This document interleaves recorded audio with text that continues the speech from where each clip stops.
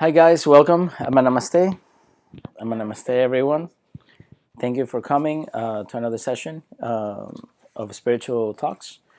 And my name is Leo, and we're going over Universal and Kabbalistic Meditations in the Lord's Prayer. So hopefully you read up. We're still in the first chapter, and we want to see if we can finish it today. Let's see what happens. So first and foremost, let's do a quick invocation to guide our session today. You can do your own, or you can follow us from home. To the Divine Supreme and Absolute God, to my spiritual teacher, all spiritual teachers, holy angels, holy masters, to all the saints, spiritual helpers, spiritual elders, and all the great ones, we humbly invoke for your divine guidance, divine love, for your illumination, divine oneness, divine help, and divine protection. Thank you. Thank you for the priceless teachings, understanding, and wisdom. We thank you in full faith. Thank you. Okay, so we were on page 9 in the book. Can you lend me the book real quick, just to show what the new book looks like? So the new book looks like this. If you want to get it, support your local pranic healing center. It's pretty cool. Universal and Kabbalistic Meditations on the Lord's Prayer. Very powerful prayer. This book really explains how and why it is so powerful, so important. It's a system for spiritual development. Just that prayer alone, just that meditation, is a whole system in itself of spiritual development. The first chapter we're reading already. We covered the first couple, right? The first couple of lines of the prayer. Our Father, who art in heaven. We did those two last week, right? So if you want to check them out, please check the previous video. And so the next one, if you go to page 9, right, it's Holy be thy name. Now, what does that mean? So the author here says, right, and when he goes through the prayer, right, in the prayer he talks about why that is important when he's doing the meditation. So he says everything that comes out of the mouth, right, must be good, must be holy and good and wholesome, right? And what is the thing? Because only good shall come out of me, only good shall return to me. This is the law. So there's a reference, right? It says about dirty food. So it's more important what comes out of the mouth than what goes into the mouth. So if the food that you ingest is dirty, right, it will dirty the physical body. Yeah, but that's next, right? So, but if you ingest dirty food, the physical body will get dirty. If you eat junk food or food that is not healthy, it's unhealthy, it will dirty the physical body. It will make the physical body unhealthy. But if you have dirty words, if words are dirty, if words are foul or not good or evil, unpleasant, etc., it dirties the soul. So that's why it's more important what goes out of the mouth than what comes into the mouth. Obviously, what comes into the mouth is important. You want a healthy physical body, right? But it's if it's so important to have a healthy physical body so that you have a good life, a healthy life, imagine how much more important it is to have a clean soul. Because at the end of the day, if you think our life is temporary, because sometimes we may talk about the soul, or may talk about how dirtying the soul, and it's not as important to a lot of people because it's not something that they deal with on a day-to-day basis, right? But in reality, our life is temporal. It's not permanent. At least in our life with this physical body that we have is temporary, right? Always impermanent. And so, but the soul is permanent. The soul outlasts, you continue existing, you continue living, and that is what is important, to invest on things of permanent value. Things of permanent value are the only thing that is permanent is the spiritual aspect, right? Not the physical aspect. The physical aspect is impermanent. And so that's why it's much more important what comes out of the mouth than what goes in. So, and the author gives references to Matthew 12:34, right? 15:18, and to Mark 7:15 through 23. So if you guys want to check those out, you can. Now, the two chakras that have to do with this, or the two Sephiroth, are the Ajna chakra, or Bina, right? And the throat chakra, or Da'at. The throat chakra in the Kabbalistic tree of life, this is the hidden Sephiroth, right? So we spoke about, especially in the book before, there is 10 Sephiroth plus 1 hidden, that makes it 11, like the 11 major chakras. Now, the Ajna has to do with thinking, right? And the throat has to do with the word, right? With verbal aspects on the creative power of the word. So thinking, having good thoughts, and having good words. Okay? So all of this has to do with the creative power of the word. Is what the author actually talks about. Yes? When you say that dirty in, right, turns into dirty body and dirty out turns into dirty soul, is it a multi... No, dirty food Right. into dirty body, dirty words out, or dirty yeah, thoughts or whatever, dirty soul. Uh-huh. Is it one impacts the, like, is it both ways around? Like, the dirtier your soul, the more dirtier. Like, I'm trying to figure out which one comes Is first. there a relationship? Yeah.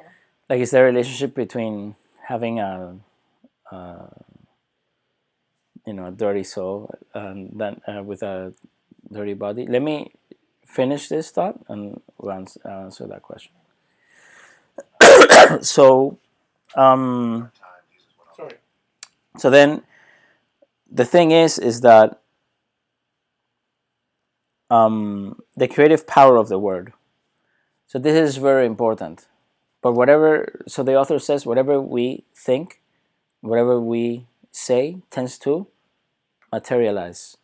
So it's super, super important to be very careful because it tends to materialize. And so our words have power, and a lot of power. Why? For materialization, sometimes even than thoughts, because it is a concretized, materialized thought.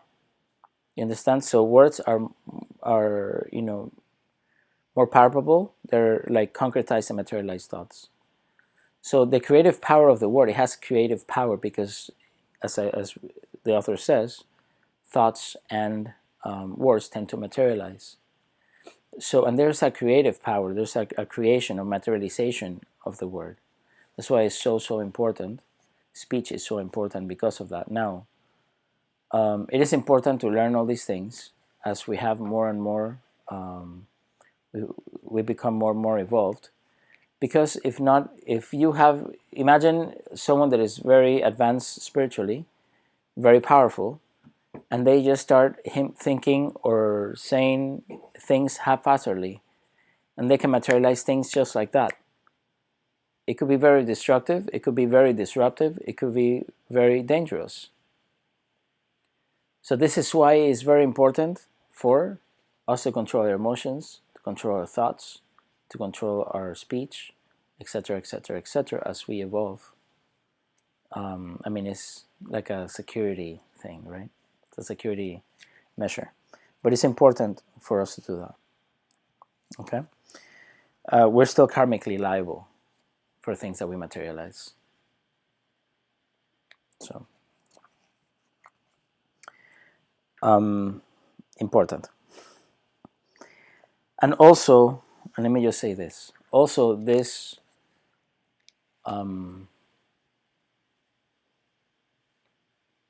allows you to develop faster proper speech allows you to develop faster. Why? Because it allows it, when one is truthful, you know, the karma with that is that you see the truth. Right? That's why it says everything that we say must be good, must be wholesome, right? And this, you know, only what is good shall come out of me, only what is good shall return to me. This is the law. The same happens with truth, truthfulness. It will return to us. We will be able to see the truth, to see with clarity the right way, the right things. Things will be clearer. And so you have a better life. We all have karma to, you know, negative karma to, you know, to burn and to work out. We also have good karma to work out. But when you can see clearly, or if you can see clearer, it's even, you know, your travel is better than if you start seeing hazy and you know where to go, and you probably get into even more trouble. So this is very important on many different levels. Yeah. So, okay.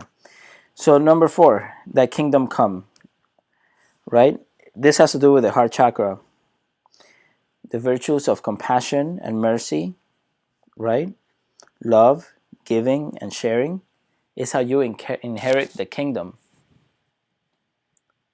So the virtues of compassion and mercy and love,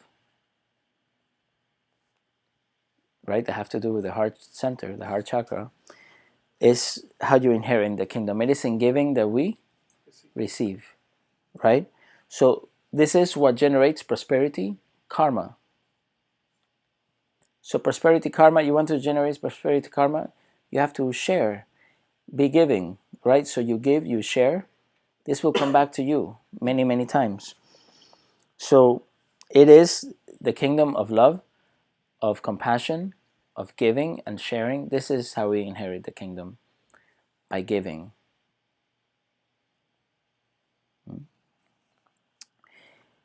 You know, this activate meditation on this phrase, right?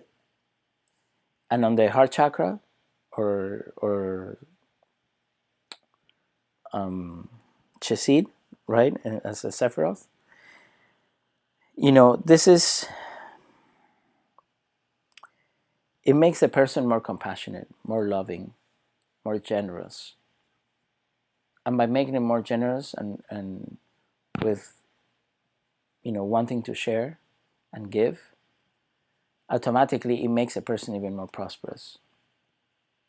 You know, over time, right? It has to, the karma needs to mature, but still, it automatically makes the person like that. It makes him more prosperous, and it also creates, according to the author there, a sense of inner peace.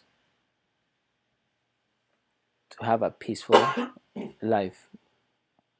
That doesn't mean you may not get stressed, but it does mean that you will have more inner peace, even through the stress and after the stress. You don't have to stay stressed, right? So, great sense of peace. That's very important. It's better to have a peaceful life, can be had even amidst chaos. But again, as you give, so shall you receive. You'll be blessed with peace.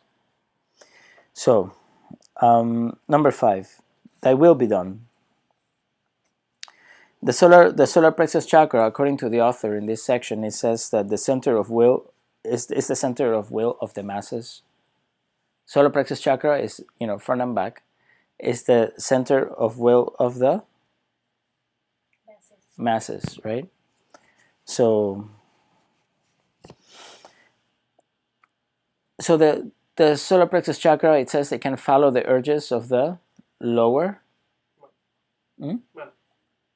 lower man, or the lower, one's lower nature, but it can also follow the will of the higher Soul. So when the low will of man is aligned with the will of the higher soul, it is said that you're walking the path of the Tao, or the way. What way is that? Right, in the Taoists, they call it the way, or the Tao. And what way is that? Is the way back home, the way back to yourself, right? To your true nature, the way back to God. So, and they call that developing of the way, of getting further in the way, is they call it cultivation, because one must cultivate oneself. That alignment of the will, right, with the will of the higher soul, must be cultivated. It's not like you say, okay, I'm follow the will of my higher soul. Okay, I'm done. Okay, it's perfect. I'm ready. I'm there. It must be cultivated, right? The more that we do it, the easier it is, the more constant it is, and the more prevalent it is. So, and so also another way is said that you walk in spiritual righteousness. So walking the path of the Tao, according to the author, is, akin to spiritual righteousness. Because you're aligned with the will of the higher soul. So you're automatically, once you're aligned, in that moment that you're aligned, you're spiritually righteous. Right? So meditating on the solar plexus chakra and on this phrase properly, right? It allows for the solar plexus chakra to be properly activated. I like something very important to see here is that the author says properly activated, because obviously the solar plexus chakra can be activated in many other ways that may not be proper, right? It's a seat for lower emotions, so you want it to be properly activated. Very important. So meditation on this phrase, right? Thy will be done, and on the and at the same time on the solar plexus chakra, it allows for the solar plexus chakra to be properly activated. This also allows, this proper meditation allows, right, for inner strength to be developed, right? So your inner strength increases when using this meditation. And the reason being is because you're under the influence of the higher soul. So your inner strength increases, and you have inner strength for whatever, even for doing spiritual practice, for going to, for whatever, for studying, for eating healthy foods, for whatever the case it is that you need willpower for. It strengthens, right? Inner strength. It increases, and then and you are because you're under the influence of the higher soul. I forgot to answer your question. So the question was, what was the relationship, right? Let's go back to what was it in Holy Be Thy Name, right? Mm-hmm. So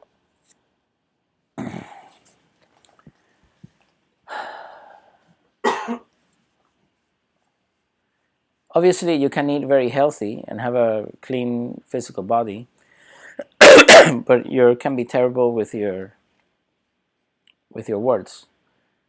Your aura, therefore, will be, let's think about this, right? Your aura will be dirty.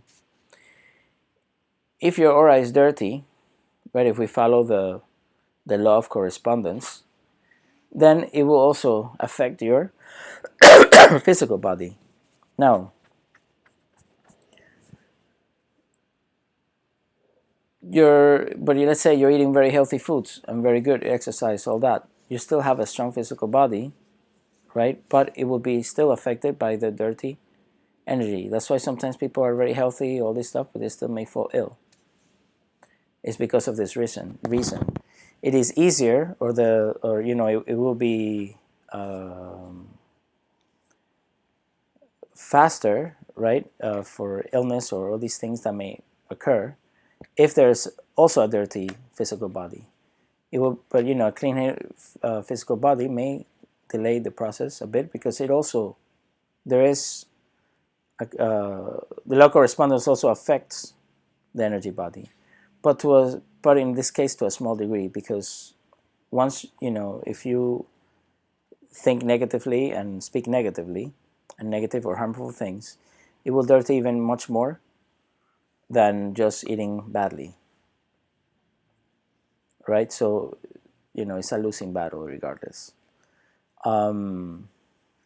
So but generally, those people that can do that still have, develop willpower, right? Lower probably willpower, but they still develop some sort of willpower because you need to have willpower to eat healthily, to have a routine, to do all that. So they do develop other things. And most people, the majority of people are not entirely also evil or anything like that. So they're just people that might be anxious or stressed or whatever, or self-centered. But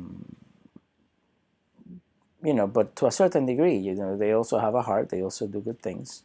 So it's a balance. It's not like the person is, it's hard to.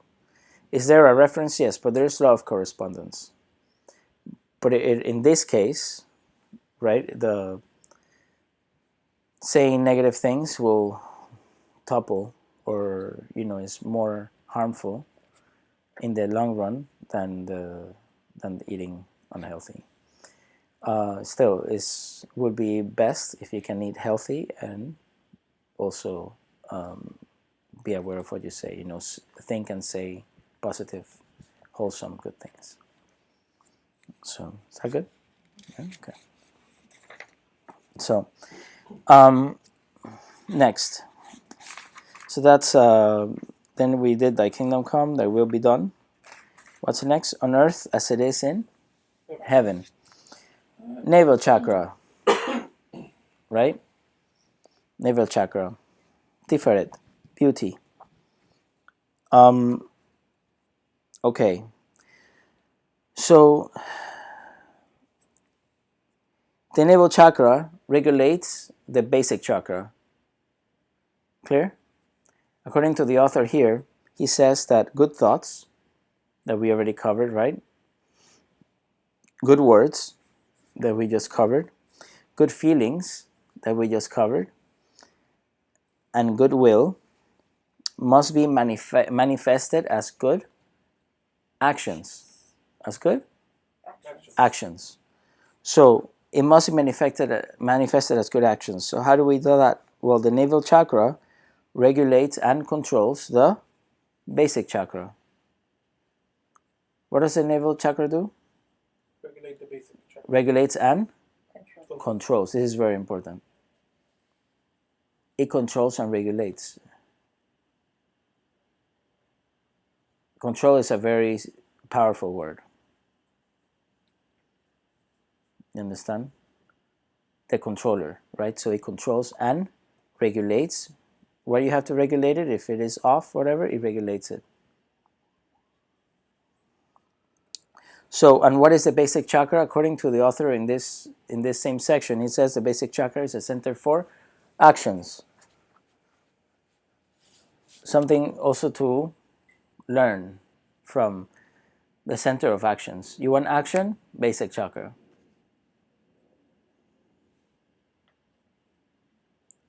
But what controls and regulates the basic chakra? Navel chakra. So anytime you have to deal with the basic chakra, what are you also going to deal with? The navel. Okay. So, why? Because the navel chakra concretizes spiritual energy into golden chi energy, which is like doesn't matter. But chi is already energy, right? But it's golden chi energy. So, but there's a reason why it's written like that. We'll look at it. Sometimes people would say, well, chi is energy, so are you saying golden chi? Why you just don't say golden chi? You can just say golden chi. But it's golden chi energy for a reason. It's specifying what type of energy it is. Because there are many different types of energy. Actually, I was with Shayna, we did some work, and then I had some time to, on a break that we had, I had time to keep writing, a book that I'm writing, right? It's a book for kids on spiritual concepts, right? So there I was just saying the different types of energy. It's in the book. Can't get it yet, but you will, hopefully, right? So soon. But it says there are many different types of energy. You have spiritual energy, you have prana or life force, life energy, right? So and then you have other types of energy as well. So it is important to understand that when they say golden chi energy, it's referring to life energy, like saying prana. It could say golden prana energy, but generally the Taoist, and it's also telling you where to look.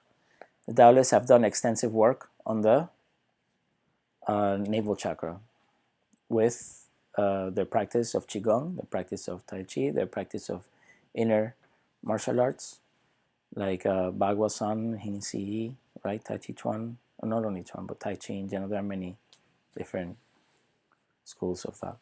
So, and the other Taoist practices, or Taoist, if you want to say Taoist yoga or Taoist spiritual practices, right? So it's just telling you that there is giving you that reference, so that if you guys want to do more research, you can. It's pointing you in the right direction. And it also tells you that it has to do with life energy. So golden chi energy, right? So the navel chakra concretizes spiritual energy into golden chi energy. But for what, right?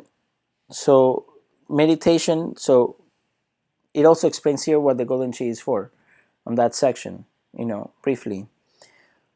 But meditation on the navel chakra and on the phrase on earth as it is in heaven, what does it do? It actually activates the navel chakra and it allows it to produce more golden chi energy. Would you like to produce more golden chi energy? Yes, who would like to? I would like to produce more. So how can it be done? Well, by meditating on this phrase and on this chakra when you're doing this meditation. Again, if you see in most of the ones that I'm reading, the author always says activates. He always has, in most of them, he always has the phrase, in most of them, he has the phrase, I'm not going to say always because then it will be in all of them, right? So in most of them, he has the phrase, meditation on this chakra and on this phrase of the Lord's Prayer will activate this chakra and this will happen. If you remember in the first video when we started the book, it says this is a system for spiritual development. What is a system for spiritual development? This meditation. So in this meditation, it actually is encompassing many aspects of spiritual development. It's not just one aspect. It's not just, okay, I'm becoming enlightened, or okay, I'm just becoming virtuous, or okay, I'm cleansing my system. It's doing everything. It is a very complete, that's why it says it's a system for spiritual development, because you need all these things for a proper, good, safe development or spiritual development. So in this case, you need this golden energy, right? So why? What is the golden chi? It actually helps, the golden chi, right, helps from the rapid evolution of the physical body. So, bless you. So the better like a computer. So the author says there, so better computer software needs better computer hardware, right? So to be in line, sometimes you have a computer hardware, right? A computer in your house is very old, and then new software keeps coming out, and then, well, you at some point you can't install that software in the hardware that you have. You have to change the computer. Oh, you need a new computer, so now you gotta go get a new computer so that the software can work. Then you leave it, and then so many years pass, man, you need a new computer again. It's the same, right? So if you want to, so accelerated evolution of the soul needs this is the word that the author writes in this section. He writes the word needs. What is the word? Needs. So accelerated evolution of the soul needs accelerated evolution of the physical body. If not, the body is what? It's not suitable for that soul anymore. The physical body must be a suitable vehicle for the soul. If the physical body doesn't evolve as rapidly with the soul, it will not be a suitable vehicle. Therefore, the soul will be too much, and the body might get sick and die, or experience a lot of problems. The spiritual path, serious, the serious spiritual path is not a joke, and it's not for a weekend warrior thing, and it's dangerous if you do it improperly. So you have to take care.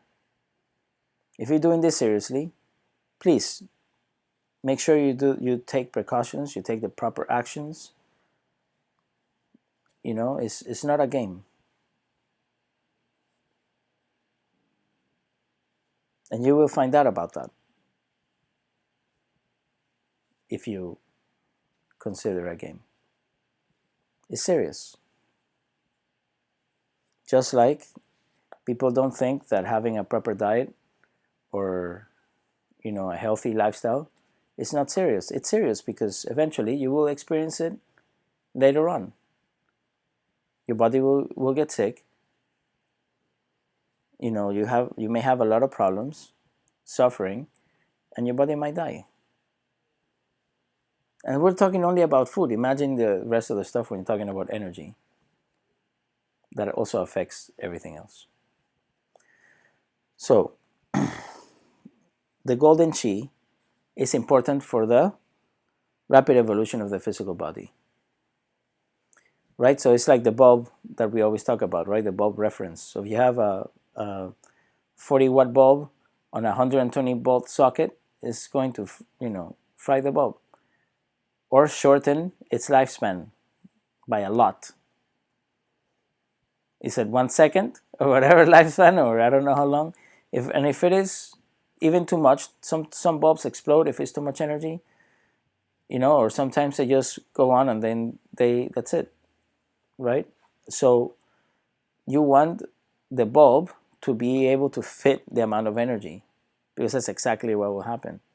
So you want for 120 socket, 120 volt socket, you need a 120 volt bulb.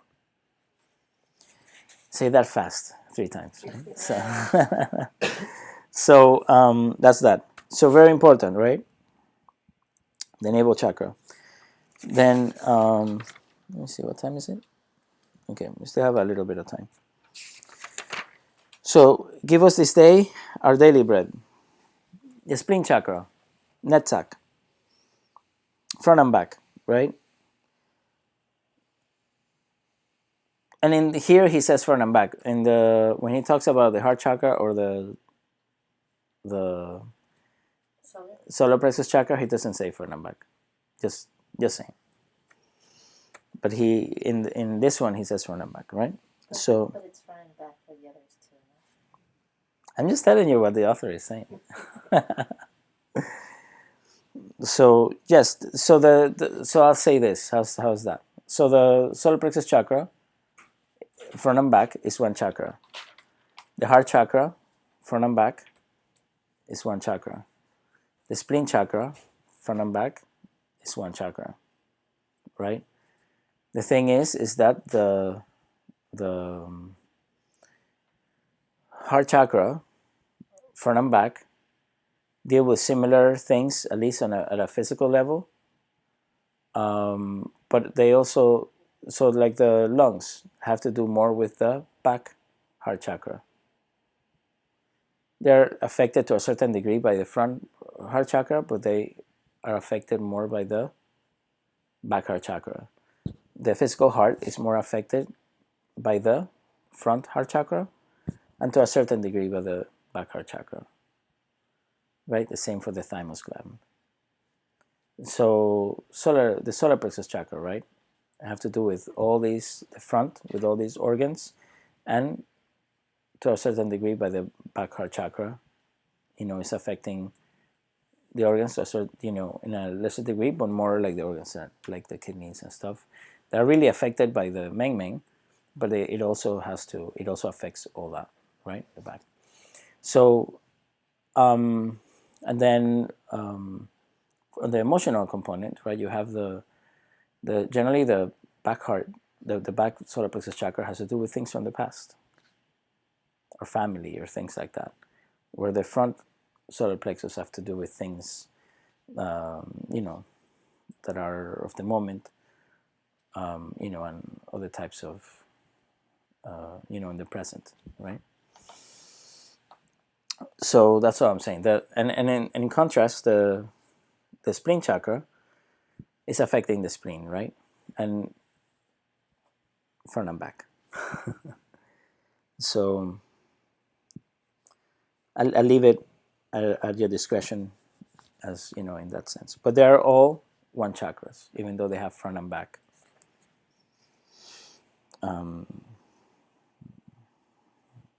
Vortices.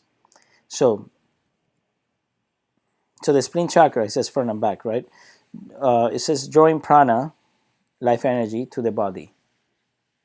Yes. So this is it. That's what the spleen chakra does.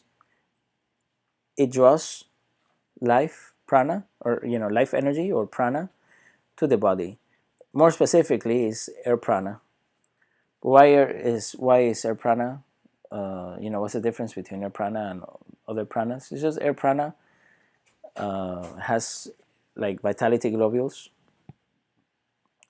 if you want to call them that, right? So they are, the sun. We're like Superman, we get our energy like from the sun. So air prana is infused with this solar energy, and so that's what it draws in. It draws in air prana that is infused with solar energy. Even at throughout the night, it still maintains that energy. It's holding that energy. So there's also ground prana, right? But ground prana, it has a lot of prana from the sun as well. So like that. Okay. So anyway, this absorbs the spleen absorbs life energy, right? Prana into the body. Now, this is important for physical and psychological well-being. Why is it important for physical and psychological well-being? And not just physical well-being? Good question, right? Okay, let's continue. No, just joking, joke. So the reason being is because, you see, when you look at the spleen chakra, it's like a rainbow, right? It has all the colors, right? So what happens is that it breaks down this energy, and it also it helps, it takes it to all the different chakras of the body. So it nourishes all the chakras with life energy. And the chakras are, they help us, physically and psychologically, right? Emotionally, mentally, etc. So that's why for, wellness, right, for physical and psychological well-being, it is super important. So bread, right, give us this day our daily bread. Bread has to do with life force, right, with prana, life energy, and it is required by the physical body to exist. I like the words that Master Choa Kok Sui is very careful by the words that he uses, right? So the author is using is required. So for the physical body to exist, it is required to have life energy. That's that. Now, in Hawaiian Kahuna, he says that this is called mana, and in Chinese, this is called chi, Sanskrit prana, right? Life force. Now, so meditation on this chakra and on this phrase, it activates the spleen chakras to absorb more life force, right? More life energy. So, which is good, it gives you more energy as well. So, forgive our trespasses as we forgive those who trespass against us, right? Now,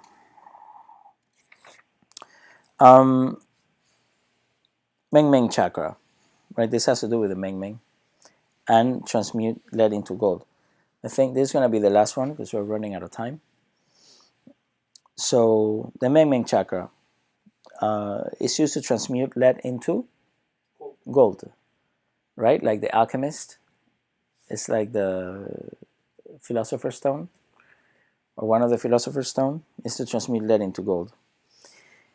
And then in this, when you're going through the meditation, you first are aware of the Ming-Ming, then of the back heart, and then of the crown chakra. So, and it helps facilitate the act of forgiveness and inner healing. Why? Because the Ming-Ming chakra transmutes lead into gold, right? Lower energy that might look like, when you see clairvoyantly, might look grayish in nature, right? When people are, let's say having negative thoughts in the day, stress, all this stuff, the aura looks gray. Once the person becomes spiritual and then there's more divine energy coming down, it cleanses the aura, right? And over time, you develop more golden energy, all this stuff, right? And then the aura starts looking like gold. This is the meaning of transmuting lead into gold, right? It's really internal more than external. It's a much more useful practice. Even if you can buy anything you want with lots and lots of gold, you only have a certain amount of years of life to enjoy all those things. But developing yourself and transmuting lead into gold internally is permanent. You will be with you forever, in many, many, many lives to come. So that transmutation of lead into gold is much more important. In ancient times, and this is not widely known, the Philosopher's Stone had 3 stages. The Philosopher's Stone had 3 stages, or sometimes it was said there were 3 Philosopher's Stones, or it could be transmuted into higher Philosopher's Stones. And generally it's 3. If you look, these are the 3 centers that have to do with transmutation of higher energies, which are what? The Ming-Ming Chakra, the back heart chakra, and the crown chakra. So, since the Ming-Ming is good for transmutation, right? Then the back heart chakra helps to facilitate the act of forgiveness. The back heart, right, helps to facilitate the act of forgiveness. Super important for spiritual development.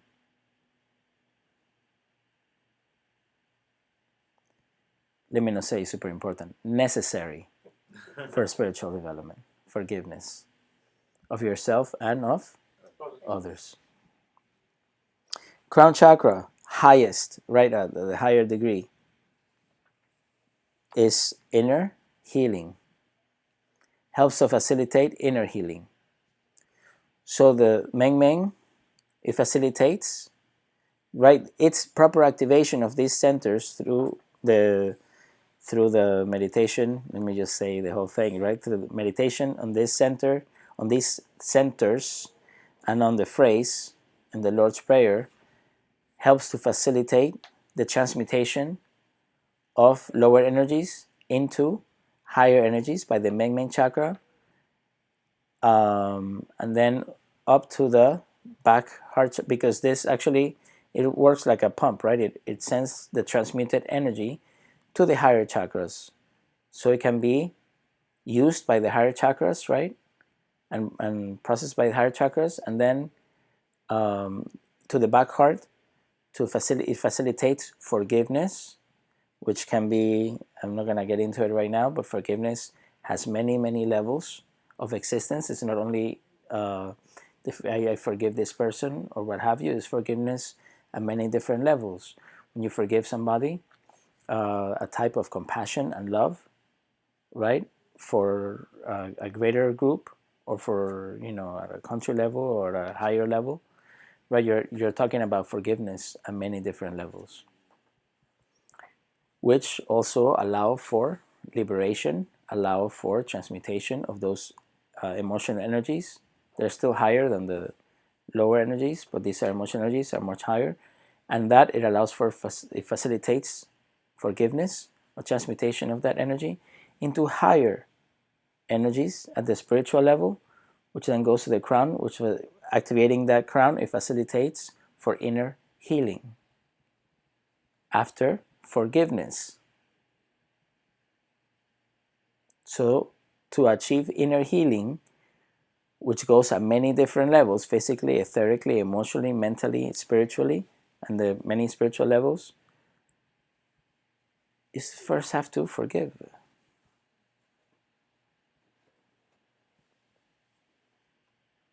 That's why it is necessary for spiritual development. So meditation on these chakras and on this phrase allows for that, and for inner healing to happen, even healing of our virtues, to become more virtuous, etc. Healing at every level. So let's just stop there. We'll continue next week with lead us not into temptation, but deliver us from evil. For the kingdom, power, and glory are yours now and forever. And for the cautionary remarks, before you're doing the meditation, there are cautions and precautions to be taken, right? So we'll do that next week, finishing chapter 1. Okay? So, any questions before we close? All right, on time. No? If you guys have any questions, please leave them below in the comments. Please be sure to like and subscribe, or, you know, leave us some comments or anything that you want to talk to us about. What? You can say it a lot. Oh, the follow us on Instagram. They're saying to follow us on Instagram, Inner Sciences. Our Instagram is Inner Sciences, for the Inner Sciences Society. You can help us out there and, you know, join us. So, shall we? Let's close. To the Divine Supreme and Absolute God, we thank you for your good blessings. To my spiritual teacher, all spiritual teachers, holy angels, holy masters, all the saints, to our divine higher souls, our divine selves, we humbly thank you for your divine and precious blessings. Thank you for the divine light, love, and mercy, good health, protection, guidance, and divine illumination. Thank you for the priceless teachings, for the priceless love, for the understanding and guidance. Thank you, thank you, thank you in full faith. So be it. Ama Namaste. See you all next week. And until then, many blessings. Ama Namaste. Namaste. Thank you, thank you, thank you.